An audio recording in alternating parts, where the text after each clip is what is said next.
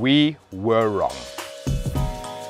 For a long time, South African car journalists have said that South Africans are too brand loyal. They only buy certain types of cars.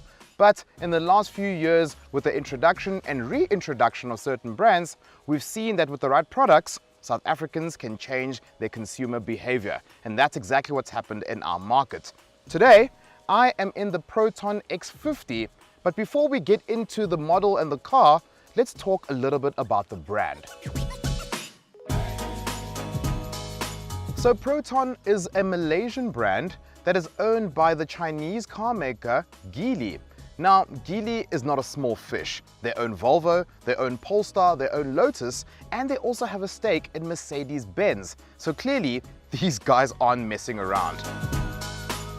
However, your last memory of Proton in our country would be in 2012 when they decided to say bye-bye South Africa. Since then, a lot has changed. And right now, sitting in the boot of this X50, I can tell you that this brand is completely unrecognizable.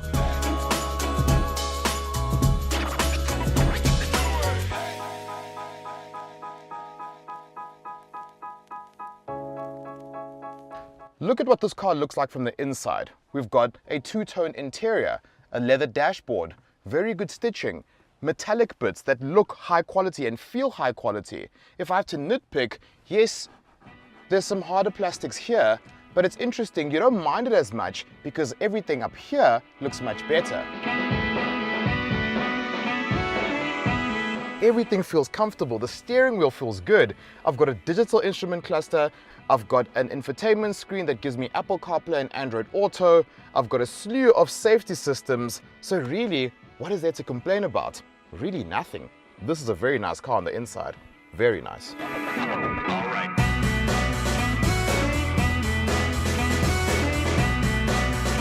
Sitting at the back of the X50, I'm happy to report that you've got aircon vents for the backseat passengers and 2 USB ports so that you can charge your phones.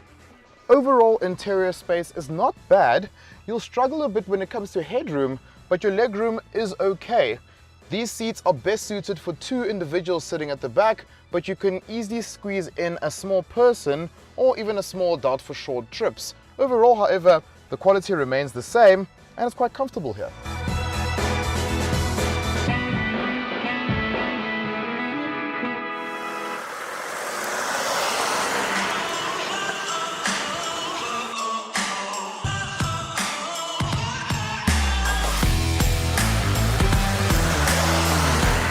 So what's underneath the hood of the Proton X50?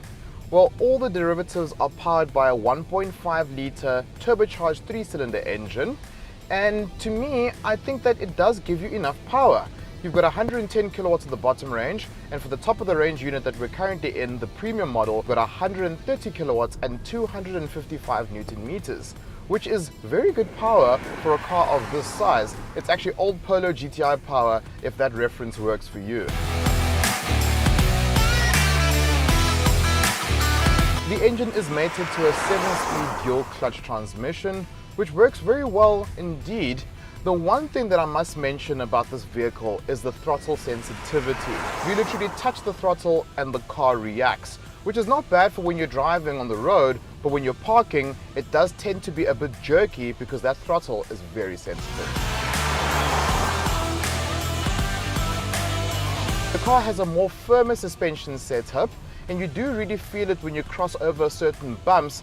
You do feel the firmness on the road, but overall the feel of the vehicle is quite good. Taking corners, depending on the speed at which you take the corner, is also done with confidence.